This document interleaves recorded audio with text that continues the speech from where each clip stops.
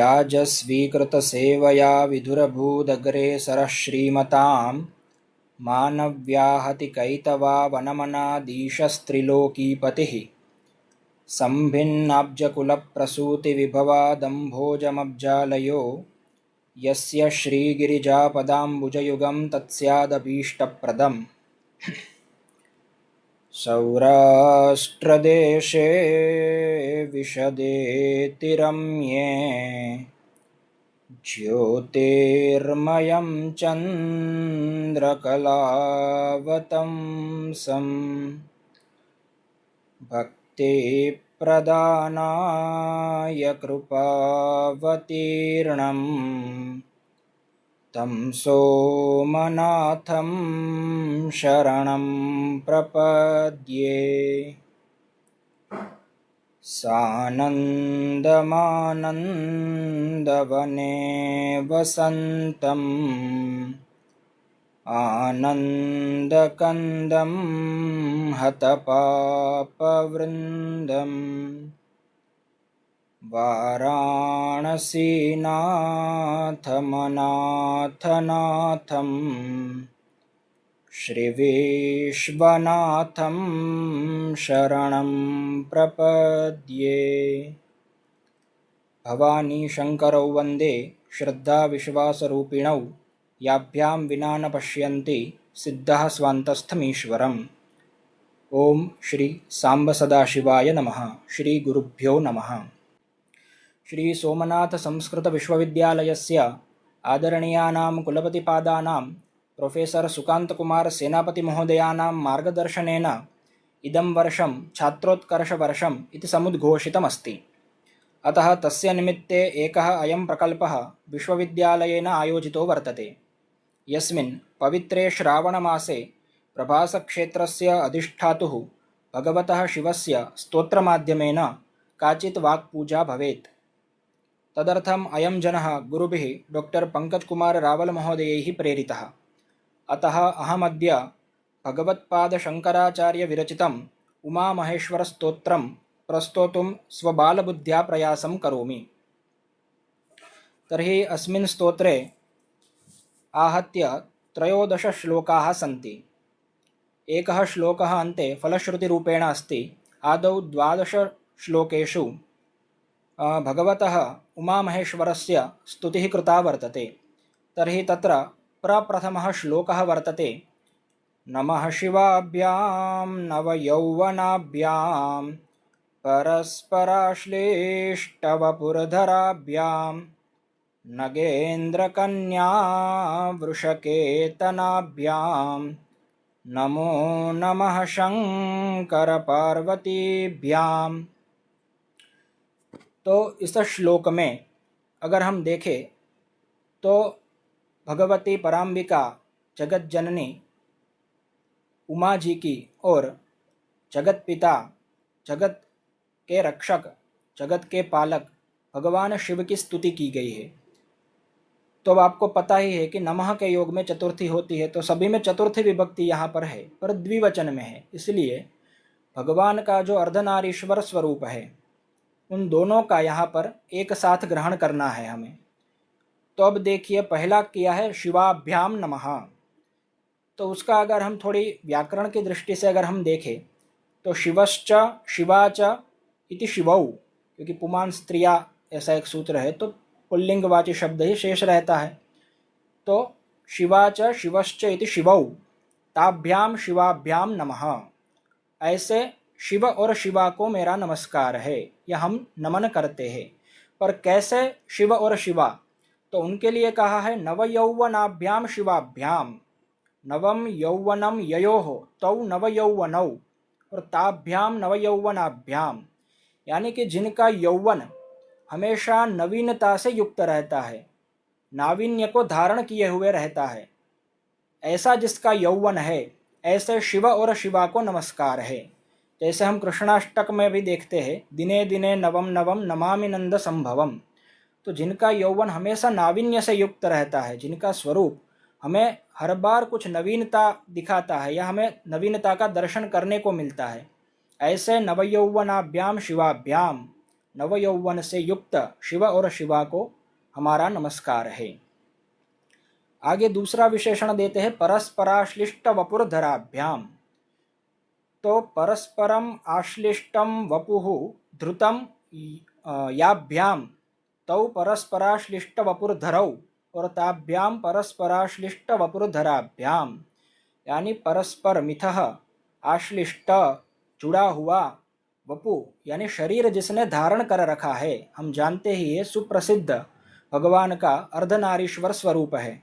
अर्धनारी नटेश्वर कहिए चाहे अर्धनारीश्वर स्वरूप कहिए, ऐसा जिसने शरीर धारण कर रखा है कि जिसमें वामांग में माँ भगवती का स्वरूप है और दक्षिणांग में भगवान शिवजी का स्वरूप है, ऐसे भगवान अर्धनारीश्वर को हमारा नमस्कार है।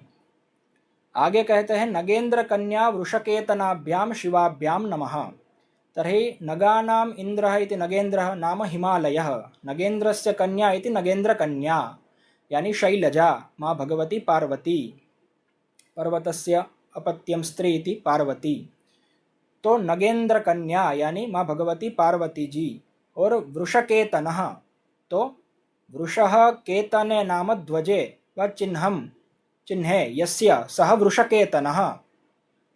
तो नगेंद्र कन्या वृषकेतनश्च इति नगेंद्र कन्या वृषकेतनौ और ताभ्याम नगेंद्र कन्या वृषकेतनाभ्याम, यानी शिवजी और पार्वती जी कैसे है, तो पार्वती जी जो है वह हिमालय की पुत्री है, इसलिए नगेंद्र कन्या, और जिनके ध्वज में वृषभ का चिन्ह है ऐसे वृषकेतन भगवान शिव, उन दोनों को हमारा नमस्कार है। और अंत में कहते हैं नमो नमः शंकर पार्वतीभ्याम। तो शंकरश्च पार्वती च इति शंकर पार्वत्यौ, शम करोति इति शंकरः नाम कल्याणम करोति, जो कल्याण करते हैं, ऐसे हमारे भगवान शंकर और पार्वती जी जो पर्वत की हिमालय की नगेंद्र की जो पुत्री है, ऐसे पार्वती जी, उन दोनों को हमारा बार बार नमस्कार है, बार बार हम नमन करते हैं।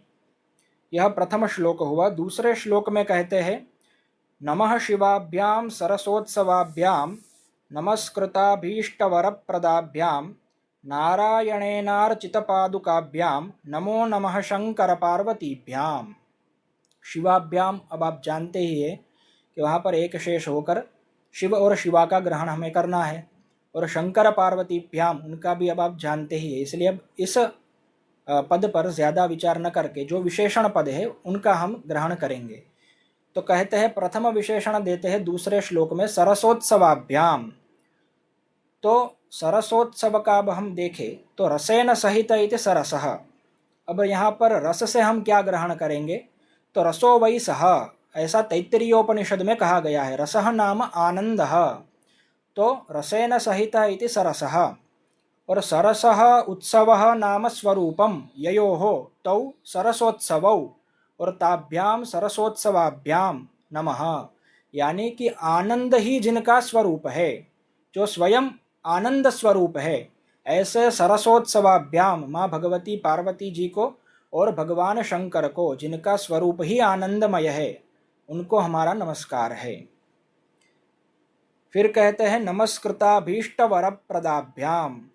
तो नमस्कार मात्रेण अभीष्टम वरम प्रदत्तः यौ तौ नमस्कृताभीष्ट वरप्रदौ और ताभ्याम नमस्कृताभीष्ट वरप्रदाभ्याम नमः, यानी कि अब माँ भगवती जी और भगवान शंकर अपने भक्तों के प्रति कितने आर्द्र चित्त है, उसका यहाँ पर प्रतिपादन है कि नमस्कार मात्र से, क्योंकि हम कहते हैं कि असुरों को भगवान शिव जल्दी वरदान दे देते हैं, तो क्यों जल्दी वरदान दे देते हैं वो ये इस विशेषण से हम समझ सकते हैं कि सिर्फ नमस्कार मात्र से हमारा जो अभिष्ट अभिलषित जो हमें वर चाहिए वह हमें प्रदान कर रहे हैं। ऐसे माँ भगवती और भगवान शंकर ऐसे है कि जो मात्र नमस्कार करने मात्र से प्रसन्न चित्त होकर हमारा अभिष्ट वर हमको प्रदान कर देते हैं, ऐसे शंकर और पार्वती जी को हमारा नमस्कार है। फिर आगे कहते हैं नारायणेनार्चित पादुकाभ्याम, नारायणेन अर्चित पादुकाभ्याम शिवाभ्याम नमः। तो नारायणेन प्रसिद्ध ही है भगवान विष्णुना, तो भगवान विष्णु के द्वारा अर्चित पादुकाभ्याम, तो अर्चिताः पादुकाः ययोः तौ अर्चित पादुकौ और ताभ्याम अर्चित पादुकाभ्याम नमः। अब नारायण के द्वारा जिनकी पादुका का अर्चन किया गया है, जिनकी पादुका का पूजन किया गया है, ऐसे भगवती पार्वती जी और भगवान शिव जी को हम नमस्कार करते हैं। अब यहाँ पर जो वैष्णव संप्रदाय में है उनको ये थोड़ा कष्ट हो सकता है हृदय में कि ये क्या बात है, हम तो नारायण को अब नीचे दिखा रहे हैं कि नारायण जिनकी पूजा करते हैं ऐसे भगवान शिव है, और यहाँ पर शिव जी का थोड़ा महात्म्य बढ़ा रहे हैं, आप तो शैव हो क्या? तो कह रहे ऐसा बात नहीं है, क्योंकि स्कंद पुराण के काशी खंड में कहा है कि शिवाय विष्णु रूपाय शिव रूपाय विष्णवे शिवस्य हृदयम विष्णु विष्णोश्च हृदयम शिवः। जो शिव है, भगवान शिव है और भगवान विष्णु है, उनमें हमें भेद नहीं करना है। एक ऊंचा हो गया, एक नीचा हो गया, यह भाव हमें नहीं लाना है। क्योंकि जो भक्त होते हैं, अगर वह इस भाव को अपने चित्त में अगर आने देते हैं तो ये भी एक भक्ति का अपराध है, वह भक्ति में अपराध कर रहे हैं। इसलिए कोई ऊंचा है, कोई नीचा है, कोई शाक्त है या कोई वैष्णव है या कोई शैव है, यह भाव हमें नहीं लाना है।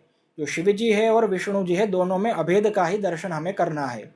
इसलिए नारायण के द्वारा जिनकी पादुका का पूजन हो रहा है, ऐसे माँ पार्वती, शैलजा और भगवान शिव का हम नमस्कार करते हैं, हम उनको नमन करते हैं। और अंत में कह रहे हैं नमो नमः शंकर पार्वतीभ्याम।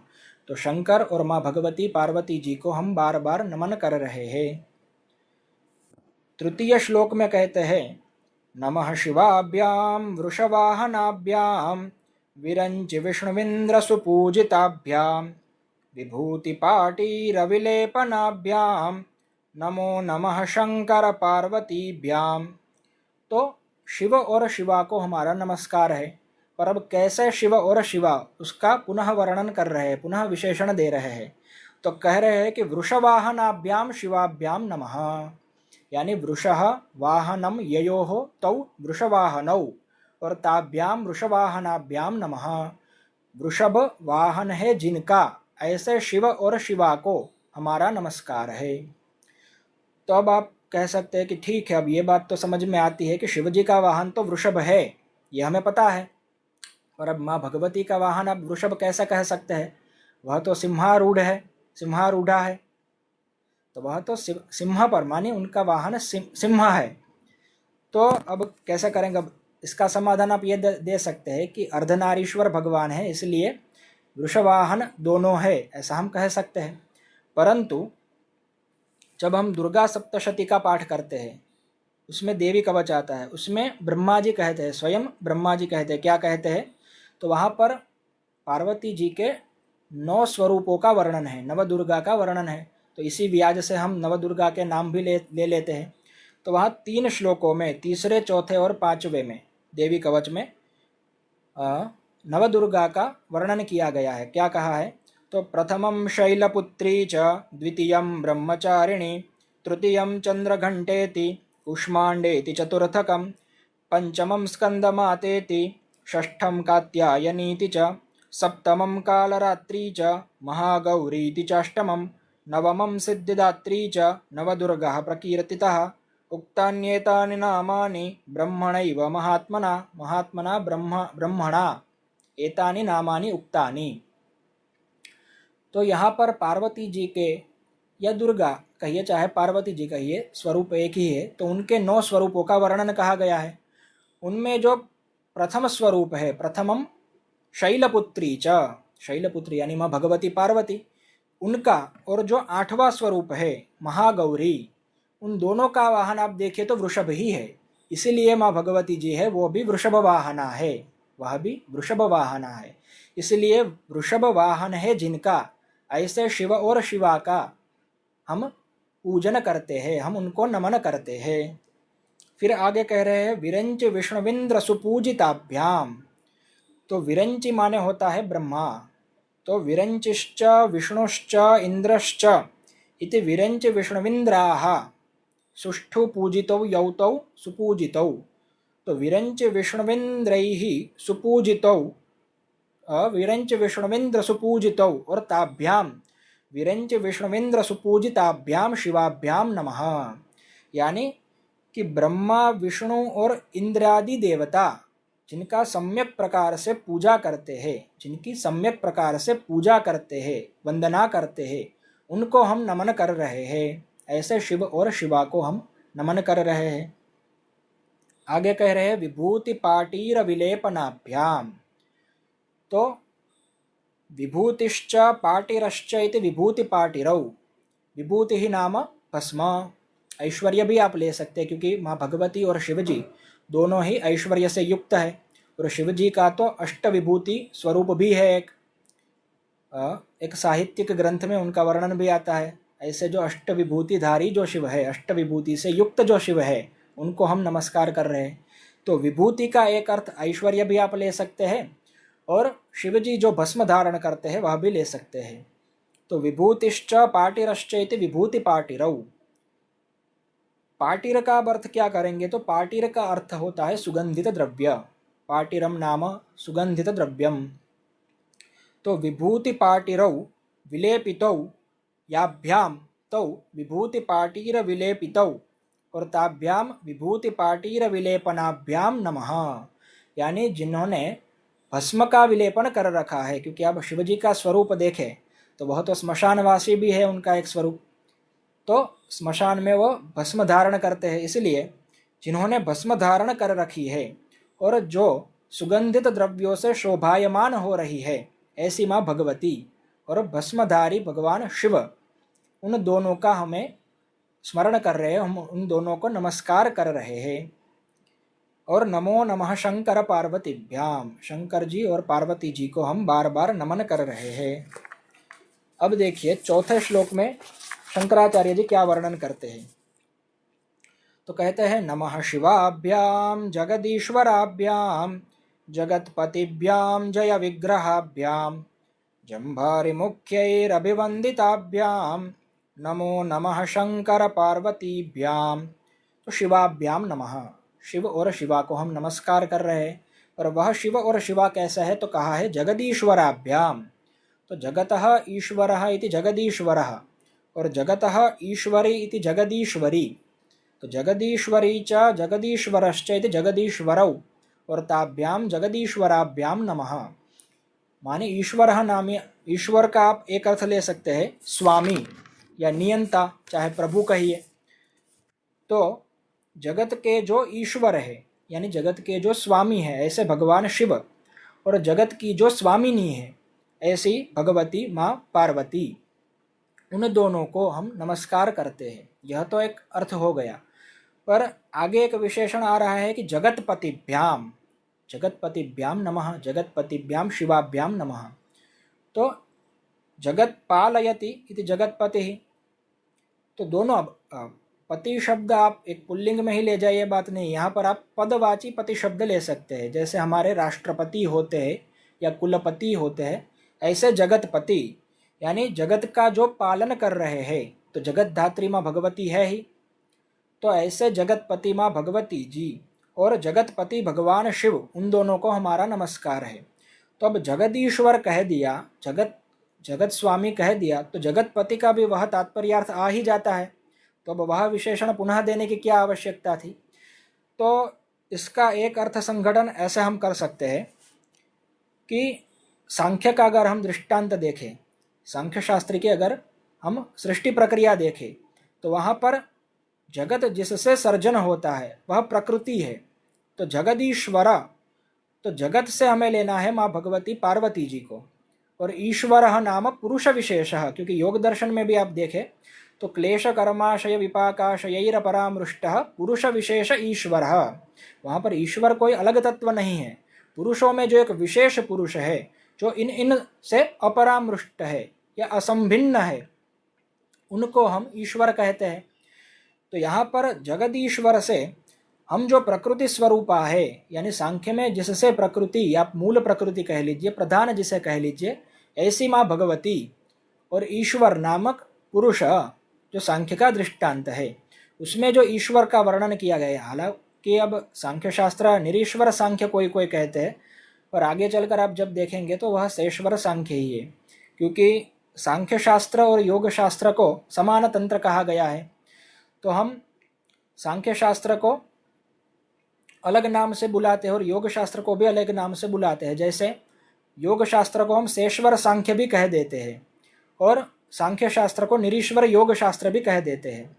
तो जगदीश्वर से हमें जगत स्वरूपा प्रकृति स्वरूपा जो पार्वती जी है और ईश्वर स्वरूपा भगवान जो शिव है, ऐसे जगदीश्वर को हम नमन करते हैं।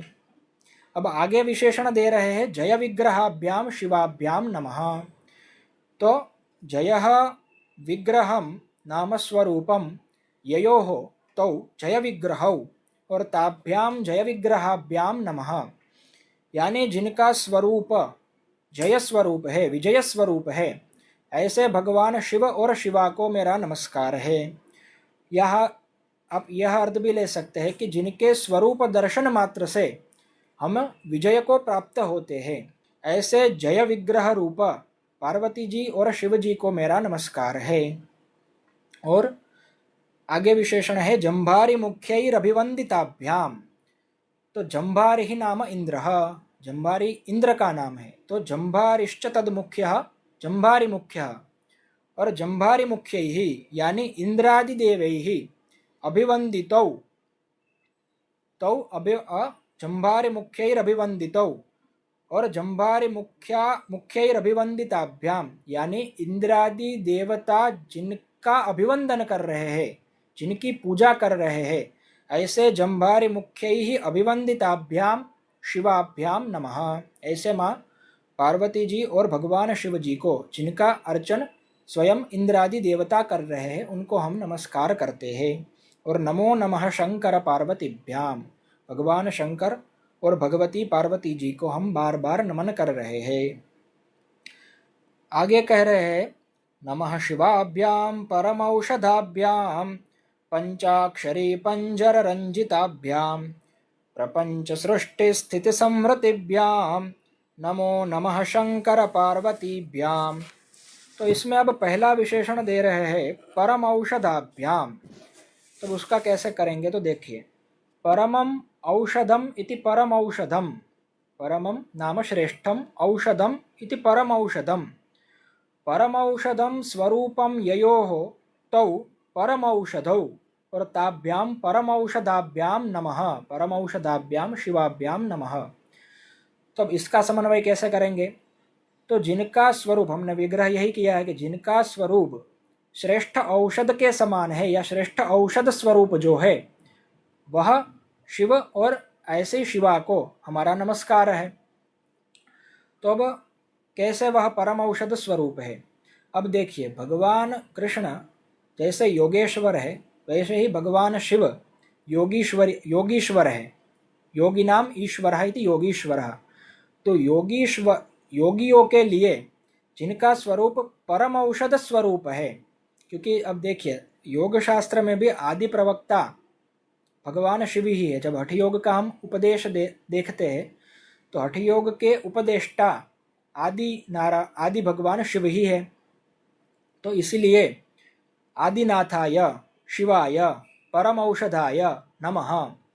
तो इसलिए योगी जनों के लिए जिनका स्वरूप परम औषध है और उनकी प्रथम श्रोता, क्योंकि आदिनाथ जो भगवान शिव है वह प्रथम उपदेष्टा है, तो प्रथम श्रोता या प्रथम श्रोतृस्वरूपा माँ भगवती ही है, वह पार्वती जी को ही उपदेश दे रहे हैं। इसलिए परम औषध स्वरूप भगवती जी और भगवान को मेरा नमन है, मेरा नमस्कार है। फिर आगे कह रहे हैं पंचाक्षरी पंजर रंजिताभ्याम।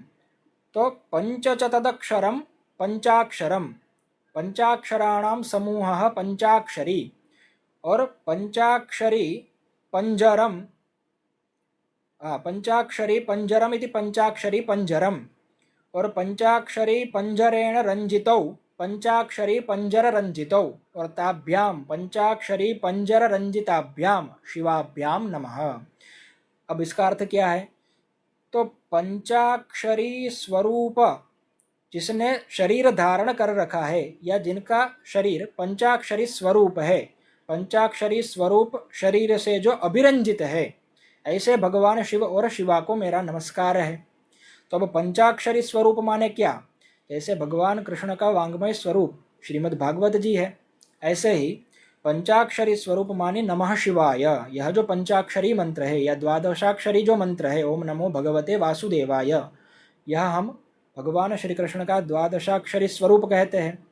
तो उसी तरह से पंचाक्षरी स्वरूप नमः शिवाय और भगवती जी का नमः शिवाय, ऐसा जो स्वरूप है, ऐसा स्वरूप या ऐसा शरीर जिन्होंने धारण कर रखा है, ऐसे शिव और शिवा को, पंचाक्षरी रूप शिव और शिवा को मेरा नमस्कार है। फिर कहते हैं प्रपंच सृष्टि स्थिति संवृतिभ्याम शिवाभ्याम नमः।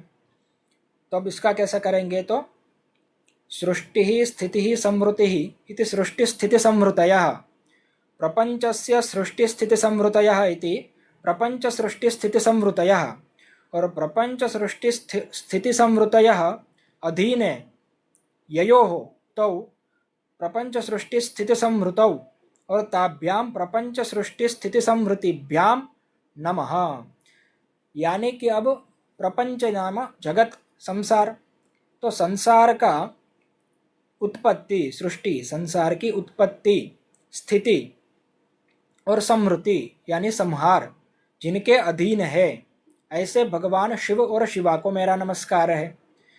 या अधीन ना कहकर जिनका स्वरूप ही, जगत का स्वरूप ही जिनमें सृष्टि स्थिति और संवृत्ति को प्राप्त होता है, यानी जिनके अंदर ही सृष्टि की उत्पत्ति होती है, स्थिति होती है और संहार भी होता है, ऐसे भगवान शिव और भगवती शिवा को हमारा नमस्कार है। और नमो नमः शंकर पार्वतीभ्याम, ऐसे जो उपरोक्त विशेषणों से युक्त भगवान शंकर और भगवती माँ पार्वती जी है, उनको हमारा बारंबार नमस्कार है। आगे है नमः शिवाभ्याम अतिसुंदराभ्याम अत्यंतमासक्तरदम्बुजाभ्याम अशेषलोकैकहितंकराभ्याम नमो नमः शंकर पार्वतीभ्याम। तो नमः शिवाभ्याम, शिव और शिवा को हमारा नमस्कार है। पर कैसा है, तो अतिसुंदराभ्याम शिवाभ्याम नमः, यानी सुंदरम अतिक्रांतः इति अतिसुंदरः, यानी सुंदरता का अतिक्रमण जिन्होंने कर लिया है, ऐसे अति सुंदर भगवान शिव है जिनका स्वरूप अति सुंदर है। और वैसे ही भगवती जी सुंदरम अतिक्रांता इति अति सुंदरी, और आगे कहेंगे अति सुंदरी च अति सुंदरश्च इति अति सुंदरौ और ताभ्याम अति सुंदराभ्याम शिवाभ्याम नमः, यानी कि जिनका स्वरूप अति सुंदर है, जिनकी तुलना में संसार का कोई भी सौंदर्य नहीं आ सकता है, ऐसे भगवती जी और माँ भगवान शिव जी को हमारा नमस्कार है। फिर कहते हैं अत्यंतम आसक्त हृदम्बुजाभ्याम नमः, अत्यंतम आसक्त हृदम्बुजाभ्याम नमः। तो हृदम च तद अम्बुजम इति हृदाम्बुजम, यानी जिनका हृदय कमल के समान कोमल है, ऐसे हृदम्बुज। और आसक्तम हृदम्बुजम ययोः तौ आसक्त हृदाम्बुजौ और ताभ्याम आसक्त हृदम्बुजाभ्याम नमः। आगे अत्यंतम, वो तो अलग ही है, तो अत्यंतम आसक्त हृदम्बुजाभ्याम नमः ऐसा कह रहे हैं। तो जिनका हृदय रूपी कमल या जिनका हृदय कमल अत्यंत आसक्त है, ऐसे शिव और शिवा को हमारा नमस्कार है। अब भगवान में आसक्ति, यह बात थोड़ी हजम नहीं हो रही है। तो अत्यंत आसक्त हृदम्बुज भगवान कैसे हो सकते हैं? तो उनके भक्त जनों में जिनकी आसक्ति अत्यंत है, ऐसे हृदय कमलधारी भगवती जी और भगवान को हमारा नतमस्तक है, हमारा नमस्कार है। तो इसलिए अत्यंतम आसक्त हृदम्बुजाभ्याम शंकर पार्वतीभ्याम नमः। और अशेष लोकैक हितंकराभ्याम, हितं करोति इति हितंकरः और हितं करोति यासा हितंकरी। तो नशेषः इति अशेषः और अशेषम लोकम इति अशेष लोकम। अशेष लोकस्य एकमात्र हितंकरः अशेष लोकैक हितंकरः, यानी अशेष लोक का, संपूर्ण संसार का एकमात्र जो हित करने वाले हैं या हितेच्छु है, ऐसे भगवान शिव और शिवा को हमारा नमस्कार है। तो संपूर्ण संसार का वह हित चाहते हैं, इसलिए कोई ना कोई रूप में देखिए आप किसी भी विद्या संप्रदाय में या विद्या परंपरा में प्रायः शिव जी से वह परंपरा आरंभ होती है। अलग अलग उसमें मत मतांतर हो सकते हैं, पर कहा भी गया है ज्ञानेशो भगवान रुद्रः। तो अगर संसार से हमें मोक्ष पाना है तो अलग अलग प्रकार के मार्ग हो सकते हैं, चाहे वह भक्ति मार्ग कहिए, चाहे ज्ञान मार्ग कहिए, चाहे क्रिया मार्ग कहिए। सभी संप्रदायों में कहीं ना कहीं भगवान शिव और शिवा वहाँ पर है ही, अन्वित है ही। इसलिए अशेष लोक के एकमात्र हितंकर भगवान शिव और भगवती पराम्बिका जगत जननी पार्वती जी को हमारा नमस्कार है। और नमो नमः शंकर पार्वतीभ्याम, हम बार बार उनको नमन कर रहे हैं। आगे कह रहे हैं नमः शिवाभ्याम कलिनाशनाभ्याम कंकाल कल्याण वपुरधराभ्याम कैलास शैल स्थित देवताभ्याम नमो नमः शंकर पार्वतीभ्याम। तो शिवाभ्याम नमः। कैसे शिवाभ्याम नमः? तो कलिनाशनाभ्याम शिवाभ्याम नमः। तो कलेह नाशम करोति यह सह कलिनाशनः और कलेह नाशनम करोति या सा कलिनाशना। वहाँ पर भी कलिनाशना च कलिनाशनश्च कलिनाशनौ ताभ्याम कलिनाशनाभ्याम शिवाभ्याम नमः। अब इसका अर्थ क्या करेंगे? तो कली के जो नाशक है उनको हम नमन करते हैं। तो अब कलियुग के नाशक कैसे हो गए? काम के नाशक भगवान शिव तो हमने सुना था, पर अब कली के नाशक भगवान शिव और शिवा कैसे है? तो हमारे चित्त में जो कली रूपी दोष विद्यमान है, हमारे जो अंतर दोष है, काम क्रोध लोभ भय ईर्ष्या इत्यादि जो कली रूपी दोष विद्यमान है, कली रूपान दोषान नाशयति सह कलिनाशनः। ऐसे भगवान कलिनाशक शिवजी और भगवती पार्वती जी को हम नमन करते हैं। आगे विशेषण दे रहे हैं कंकाल कल्याण वपुरधराभ्याम। तो कंकाल कल्याण वपुरधराभ्याम, कंकालस्य कल्याणमिति कंकाल कल्याणम, कंकालस्य कल्याणमिति कंकाल कल्याणम, कंकाल कल्याणाय वपुः धृतं याभ्याम तौ कंकाल कल्याण वपुरधरौ और ताभ्याम कंकाल कल्याण वपुरधराभ्याम नमः। यानी कंकाल के कल्याण के लिए जिन्होंने शरीर धारण किया है, ऐसे माँ भगवती जी को और ऐसे भगवान शिव को हम नमन करते हैं। अब कंकाल के कल्याण के लिए वपुर धारण करना, यह बात कैसे अन्वित करेंगे हम, कैसे अन्वय करेंगे?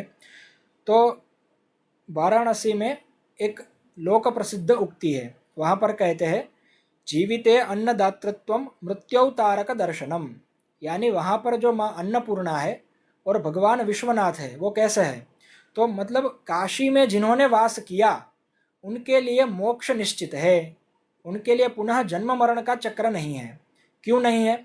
तो कहते हैं कि काशी में जो माँ भगवती का अन्नपूर्णा स्वरूप है, उनकी प्रतिज्ञा है कि जीविते अन्नदातृत्वम, काशी में जब तक कोई भी मनुष्य है तब तक वह भूखा नहीं सोएगा, उनको कहीं ना कहीं से अन्न प्राप्ति हो जाएगी, उनकी बुभुक्षा तृप्ति हो जाएगी।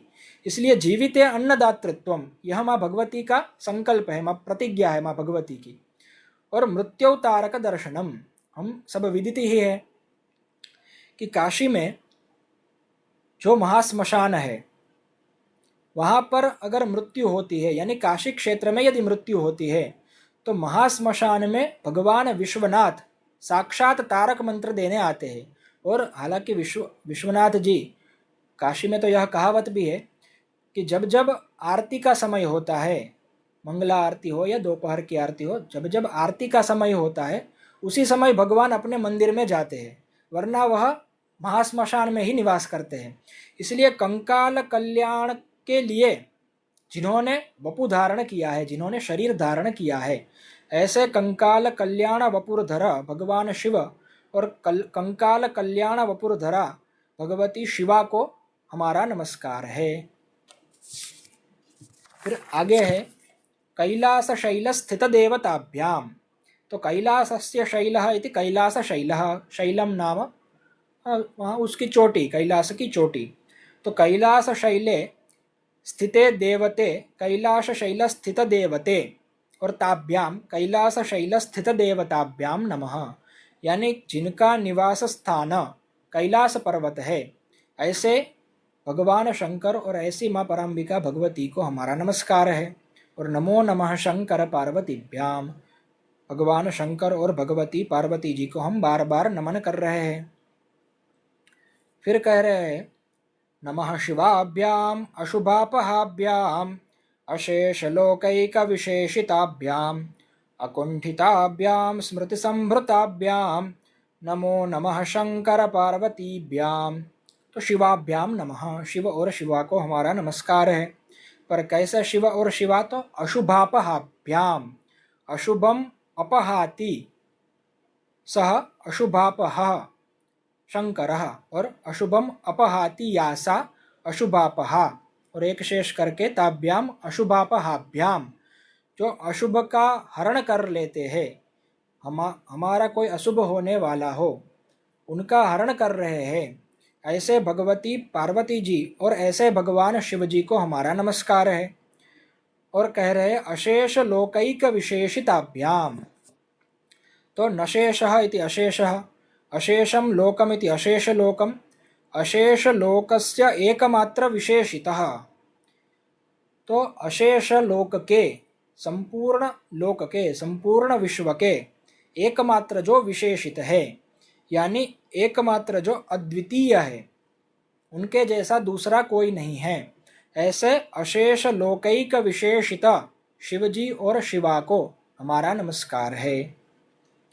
फिर कह रहे हैं अकुंठिताभ्याम, न कुंठितः इति अकुंठितः, न कुंठिता इति अकुंठिता, और एक शेष करके ताभ्याम अकुंठिताभ्याम।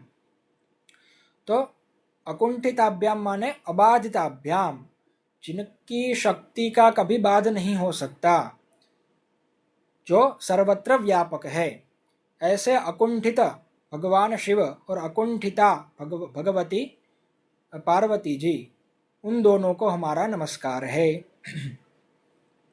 फिर स्मृति संभृताभ्याम, स्मृति ही सम्यक बिभर्ति यौ तौ स्मृति संभृतौ, और ताभ्याम स्मृति संभृताभ्याम नमः। संबिभर्ति नाम धारयति, जो स्मृति को धारण करे हुए है, ऐसे भगवान शिव और शिवा को हमारा नमस्कार है। अब किनकी स्मृति को धारण किए हुए है? तो अपने निज भक्त जनों की, क्योंकि भक्त उनके कोई पराया या ऐसा नहीं है, सब उनके निज भक्त है, इसीलिए उनके निज भक्तों की स्मृति का सम्यक रूप से संबिभर्ति कहा है, समधारयति, सम्यक प्रकारेण धारयति। उनकी स्मृति हमेशा उनके हृदय में या हमेशा उनके चित्त में विद्यमान है, ऐसे स्मृति संभृत भगवान शिव और भगवती शिवा को हमारा नमस्कार है। और नमो नमः शंकर पार्वतीभ्याम, शंकर और भगवती पार्वती जी को हमारा बार बार नमन है। नमः शिवाभ्याम रथवाहनाभ्याम रविन्दुवैश्वानरलोचनाभ्याम राकाशशाङ्काभमुखाम्बुजाभ्याम नमो नमः शंकर पार्वतीभ्याम। शिवाभ्याम नमः। अब कैसे शिव जी और शिवाजी? तो कह रहे रथवाहनाभ्याम शिवाभ्याम नमः। तो रथः वाहनम ययोः तौ रथवाहनौ, और ताभ्याम रथवाहनाभ्याम शिवाभ्याम नमः। जिनका वाहन रथ है, ऐसे शिव और शिवा को हमारा नमस्कार है। और आगे कह रहे रविंदु वैश्वानरलोचनाभ्याम, रविश्च इंदुश्च वैश्वानरश्च इति रविंदु वैश्वानराः। रविंदु वैश्वानराः लोचनानि ययोः तौ रविंदु वैश्वानरलोचनौ, और ताभ्याम रविंदु वैश्वानरलोचनाभ्याम शिवाभ्याम नमः।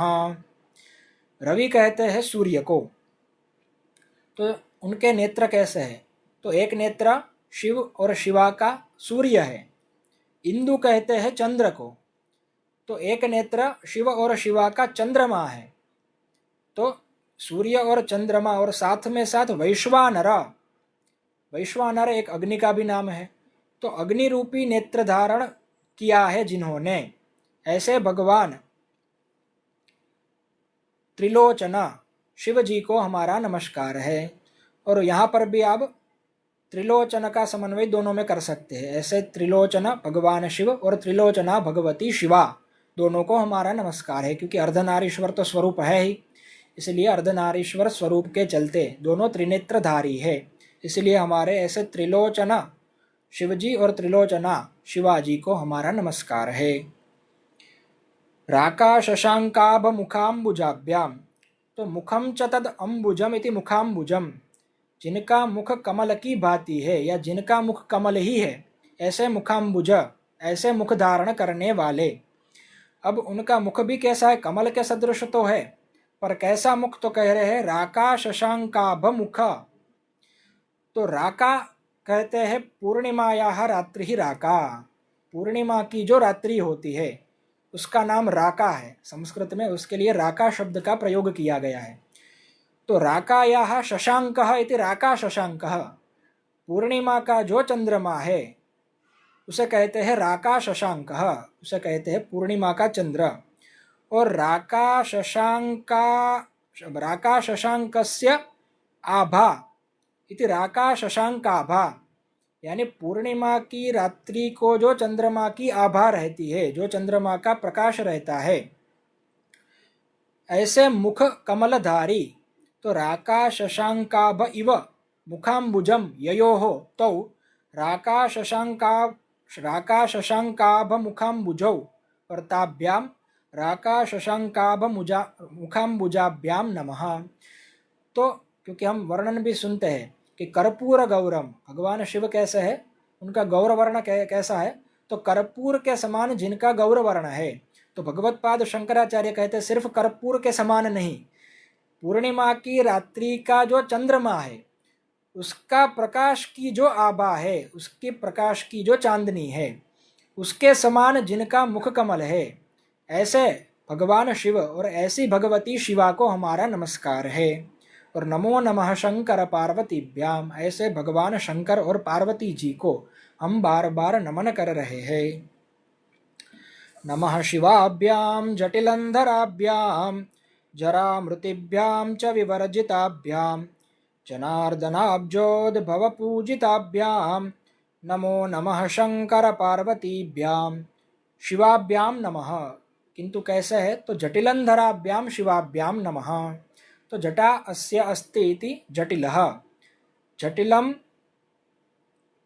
धरति यौ तौ जटिलंधरौ और ताभ्याम जटिलंधराभ्याम नमः, यानी जिन्होंने जटा धारण कर रखी है, ऐसे भगवान शिव और शिवा को हमारा नमस्कार है। क्योंकि भगवान शिव तो जटाधारी है ही, जटा जूटधारी है ही, भगवती भी जटा धारण किए हुए है, इसलिए ऐसे जटिलंधर भगवान शिव और भगवती शिवा को हमारा नमस्कार है। फिर कहते हैं जरामृतिभ्याम विवर्जिताभ्याम शिवाभ्याम नमः। तो जरा च मृतिश्च इति जरामृति ताभ्याम जरामृतिभ्याम विवर्जिताभ्याम, यानी जरा कहते हैं वृद्धावस्था को और मृति कहते हैं मृत्यु को।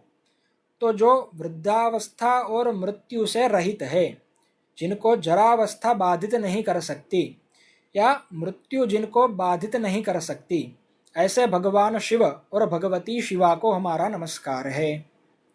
फिर जनार्दनाब्जोद भवपूजिताभ्याम, तो जन्म अर्दयति इति जनार्दनः, अर्दयति नाम क्लेदयति रक्षयति इति जनार्दनः, भगवान विष्णुः भगवान हरिः इति जनार्दनः।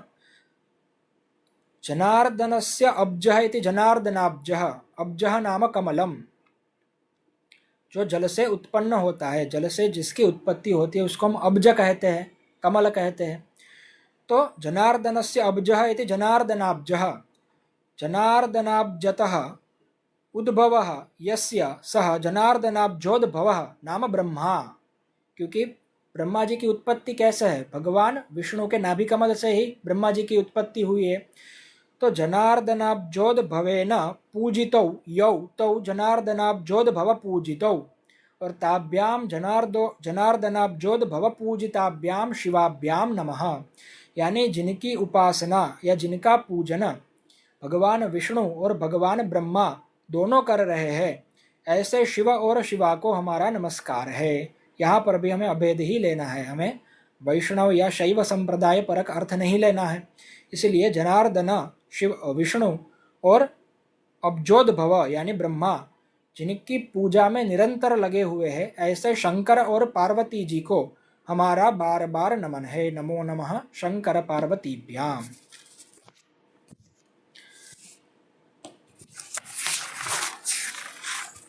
नमः शिवाभ्यां विषमेक्षणाभ्यां बिल्वच्छदा मल्लिकदाम भृद्भ्यां शोभावती शांतवतीश्वराभ्यां नमो नमः शंकर पार्वतीभ्यां। तो शिवाभ्याम नमः। अब कैसे शिव जी है, तो विषमेक्षणाभ्याम शिवाभ्याम नमः। तो विषमानि ईक्षणानि ययोः तौ विषमेक्षणौ और ताभ्याम विषमेक्षणाभ्याम शिवाभ्याम नमः। सम यानी होती है सम संख्या, युगल संख्या जो होती है उसके लिए संस्कृत में सम शब्द का भी प्रयोग होता है, और जो विषम संख्याक होते हैं उनके लिए विषम शब्द का प्रयोग होता है। तो विषमानी ईक्षणानी यानी जिनकी आंख विषम है, यानी संख्या में विषम है, दृष्टि में विषम है ऐसा अर्थ नहीं लेना है। संख्या में जिनकी अक्षी विषम है, ऐसे विषमेक्षण भगवान शिव और भगवती शिवा को हमारा नमस्कार है। क्योंकि यहाँ पर भी आप अर्धनारीश्वर स्वरूप भी ले सकते हैं, दोनों विषमेक्षण है, इसलिए विषमेक्षण शिव और शिवा को हमारा नमस्कार है। फिर कह रहे बिल्वच्छदा मल्लिक दाम भृद्भ्याम शिवाभ्याम नमः। तो बिल्वस्य छदः इति बिल्वच्छदः, छदः नाम पत्रम, बिल्वपत्रम, बिल्वस्य छदः इति बिल्वपत्रम, बिल्वच्छदः नाम बिल्वपत्रम। और मल्लिका नाम मालती, मल्लिका का अर्थ होता है मालती। तो मल्लिका समन्ताद इति आमल्लिका और आमल्लिकायाः दामा इति आमल्लिक दामा, दामा का अर्थ होता है माला। तो मल्लिका यानी मालती पुष्पों की माला। तो बिल्वच्छदश्च आमल्लिक दामश्च इति बिल्वच्छदा मल्लिक दामौ, बिल्वच्छदा मल्लिक दामौ बिभर्ति यौ तौ बिल्वच्छदा मल्लिक दाम भृदौ और ताभ्याम बिल्वच्छदा मल्लिक दाम भृद्भ्याम नमः। यानी जो बिल्वपत्र धारण किए हुए हैं भगवान शिव और जिन्होंने मालती की माला धारण की हुई है ऐसी भगवती माँ शिवा, इन दोनों को हम नमन करते हैं। क्योंकि शिव जी को बिल्वपत्र अति प्रिय है, तो इसलिए बिल्वपत्रधारी शिव और मालती पुष्पों की मालाधारी भगवती शिवा, उन दोनों को हम नमस्कार करते हैं। फिर शोभावती शांतवतीश्वराभ्याम। तो यहाँ पर अब मतवैभिन्य हो सकता है, क्योंकि अब शोभावती और शांतवती पुराणों में पात्र विशेष भी हो सकते हैं, और दूसरा अर्थ भी हम ले सकते हैं। जैसे पहले पात्र विशेष का अर्थ हम लेते हैं तो शोभावती च शांतवती च इति शोभावती शांतवत्यो, और शोभावती शांतवत्योः ईश्वरः यौ तौ शोभावती शांतवतीश्वरौ और ताभ्याम शोभावती शांतवतीश्वराभ्याम नमः। यानी कोई शोभावती या शांतवती नामधारी कोई स्त्री रही है, उनके जो ईश्वर है उन शिव और शिवा को हमारा नमस्कार है। और दूसरा अर्थ हम ये ले सकते हैं कि जिनका स्वरूप शोभायमान है ऐसी माँ पार्वती जी, और जिनका स्वरूप अति शांत है ऐसे भगवान शिव, क्योंकि समाध्यवस्था में भगवान शिव एक शांतावस्था में होते हैं, इसलिए शोभावती और शांतवती या शोभावती और शांत स्वरूप है जिनका ऐसे भगवान शंकर, उन दोनों को हमारा नमस्कार है। और नमो नमः शंकर पार्वतीभ्याम, शंकर और पार्वती जी को हम बार बार नमन कर रहे हैं। नमः शिवाभ्याम पशुपालकाभ्याम जगत्त्रयीरक्षणबद्धरुद्भ्याम समस्तदेवासुरपूजिताभ्याम नमो नमः शंकर पार्वतीभ्याम। तो शिवाभ्याम नमः, शिव और शिवा को हमारा नमस्कार है। कैसे है शिव और शिवा? तो पशुपालकाभ्याम शिवाभ्याम नमः। तो पशुओं का जो पालन करते हैं, भगवान पशुपालक है ही, शिव जी तो पशुपालक है ही, क्योंकि ज्यादातर पशुओं के भगवान शिव ही होते हैं, परंतु भगवती शिवा भी पशुपालिका है। इसलिए ऐसे पशुपालक भगवान शिव और भगवती शिवा को हमारा नमन है। फिर कह रहे जगत त्रयी रक्षण बद्ध रुद्भ्याम। तो जगत चतत्रयम इति जगत त्रयम और जगत त्रयाणाम समाहारः इति जगत त्रयी। तो जगत त्रयी से आप तीनों लोक ले सकते हैं, पाताल लोक ले लीजिए, पृथ्वी लोक ले लीजिए और स्वर्ग लोक भी ले लीजिए। तीनों का ग्रहण यहाँ जगत त्रयी से हम करेंगे। तो जगत त्रय्याः रक्षणाय बद्धम हृदयम ययोः तौ जगत त्रयी रक्षण बद्ध हृदौ और ताभ्याम जगत त्रयी रक्षण बद्ध रुद्भ्याम शिवाभ्याम नमः। यानी कि तीनों लोकों के रक्षण के लिए जिनका हृदय हमेशा निरंतर बद्ध रहता है, तत्पर रहता है, ऐसे भगवान शिव और भगवती शिवा को हमारा नमस्कार है, हम नमन करते हैं। और समस्त देवासुर पूजिताभ्याम। तो देवाश्च असुराश्च इति देवासुराः, समस्ताः देवासुराः इति समस्त देवासुराः। समस्त देवासुरैः पूजितौ यौ तौ समस्त देवासुर पूजितौ और ताभ्याम समस्त देवासुर पूजिताभ्याम शंकर पार्वतीभ्याम नमो नमः। तो समस्त देवगण और समस्त असुरगण जिनकी पूजा करते हैं, ऐसे भगवान शिव और शिवा को हमारा नमस्कार है। अब ज्यादातर जो देव होते हैं वह तो कोई ना कोई देवों की ही पूजा करते हैं। अब देवों का तो स्वार्थ है, इसलिए वह तो भगवान की पूजा करते ही है। पर असुर जो होते हैं उनके मन में ज्यादातर कपट नहीं रहता, यह कहने में अतिशयोक्ति नहीं है, क्योंकि वह निष्कपट होते हैं। उनको कोई सामान्य रूप से भी कपट करके चला जाता है। इसी कारण कई सारे असुरों का विनाश करने में देव सक्षम हुए हैं। तो समस्त देवगण और समस्त असुरगण जिनकी पूजा करते हैं, ऐसे समस्त देवासुर पूजित भगवान शिव और शिवा को हमारा नमस्कार है। इस विशेषण से हम भगवान शिव का एक जो अपने भक्त के प्रति भोलापन है वह भी देख सकते हैं, क्योंकि हम कहते हैं भगवान शिव तो भोलेनाथ है, एकदम भोले हैं। क्यों भोले हैं? क्योंकि वह असुर को भी उतनी ही प्रीति से वरदान प्रदान करते हैं। वह कभी यह नहीं देखते कि यह असुर है, यह देव है, ऐसा भाव उनके हृदय में नहीं आता। इसलिए समस्त देव और असुर जिनका पूजन करते हैं, ऐसे भगवान शंकर और भगवती पार्वती जी को हम बार बार नमन करते हैं। और अंतिम श्लोक में भगवान शंकराचार्य लिखते हैं, स्तोत्रम त्रिसंध्यम शिव पार्वतीयम भक्त्या पठेद द्वादशकम नरो यः स सर्व सौभाग्य फलानि भुंक्ते शतायुरन्ते शिवलोकमेति।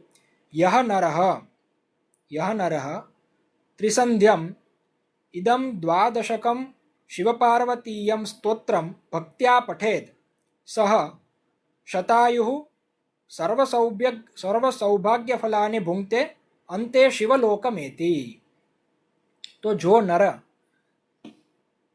तीन संध्या काल में या तीनों काल में जो द्विज के लिए तीन संध्याएं बताई है, प्रातः संध्या, मध्याह्न संध्या और सायं संध्या, उन तीनों संध्या काल में इदम द्वादशकम शिव पार्वतीयम स्तोत्रम भक्त्या पठेद, भक्ति पूर्वक जो यह द्वादश श्लोकों से युक्त शिव पार्वती का जो यह स्तोत्र है उसका भक्ति पूर्वक यदि पाठ करता है तो उसे क्या फल मिलता है? क्योंकि फल की आकांक्षा कलयुग का मनुष्य प्रथम करता है, पहले वह फल जानना चाहता है। क्योंकि संस्कृत साहित्य में एक पंक्ति भी है, प्रयोजनम अनुद्दिश्य न मंदोपि प्रवर्तते, यानी मंद से मंद, मूर्ख से मूर्ख व्यक्ति भी बिना प्रयोजन किसी कार्य में प्रवृत्त नहीं होता। इसलिए अंत में भगवत्पाद शंकराचार्य जी यह फलश्रुति भी बता रहे हैं कि आपको यह द्वादश स्तोत्र का पाठ ऐसे ही नहीं करना है, इसका कुछ फल भी है, इसलिए यह फल के भागी आप हो सकते हैं। इसलिए अंत में वह क्या कह रहे हैं कि यह जो द्वादश श्लोकों से युक्त शिव पार्वतीय स्तोत्र जो है वह तीनों संध्या में जो भक्तिपूर्वक नर यानी मनुष्य पाठ करता है, सह नरः, वह मनुष्य शतायुः, प्रथम तो वह शतायु हो जाता है, शतायु कहा, और बाद में कहते हैं सर्व सौभाग्य फलानि भुंक्ते। और शतायु होने का तात्पर्य सिर्फ शतायु हो जाना नहीं है, फिर कोई आदि व्याधि उपाधि से ग्रस्त हो गए तो ऐसे शतायु भी किसी काम की नहीं रह जाती। इसीलिए कह रहे हैं भगवत पाद शंकराचार्य कि वह शतायु तो होता है किंतु सर्व सौभाग्य जो है उसका वह भोग करता है, सर्व सौभाग्य का भी वह उपभोग करता है शतायु होते हुए। और अंते जब शतायु यानी 100 वर्ष पूरा कर लेता है तब वह शिवलोकम एति गच्छति याति। तो अंत में वह जैसे भगवान विष्णु का विष्णु लोक होता है, गोलोक होता है, ऐसे भगवान शिव के शिवलोक को वह प्राप्त होता है। तो इस प्रकार हमने यह उमा महेश्वर स्तोत्र का आज पाठ किया और उसका कुछ अर्थ जानने का प्रयास किया। तो इस तरह श्रावण मास में उमा महेश्वर स्तोत्र के द्वारा भगवती पराम्बिका जगत जननी पार्वती जी का तथा भक्तवत्सल भगवान शिव जी का वाक पूजा के माध्यम से अर्चन करने का यह सुअवसर प्राप्त हुआ। तदर्थ भगवान सोमनाथ का, सभी गुरुजनों का, माता पिता का, मित्रों का आभार व्यक्त करते हुए वाणी को यही विराम प्रदान करता हूँ। इस स्तोत्र की प्रस्तुति में जो भी कुछ आपको गुण दर्शन हुए हैं वह गुरुजनों तथा माता पिता के आशीर्वाद का ही परिणाम है, और जो भी कुछ त्रुटियां या दोषों का दर्शन हुआ है वह इस अधमजन का दोष है। तदर्थ में क्षमा प्रार्थी हूँ। धन्यवाद। श्री सांब सदाशिवाय नमः।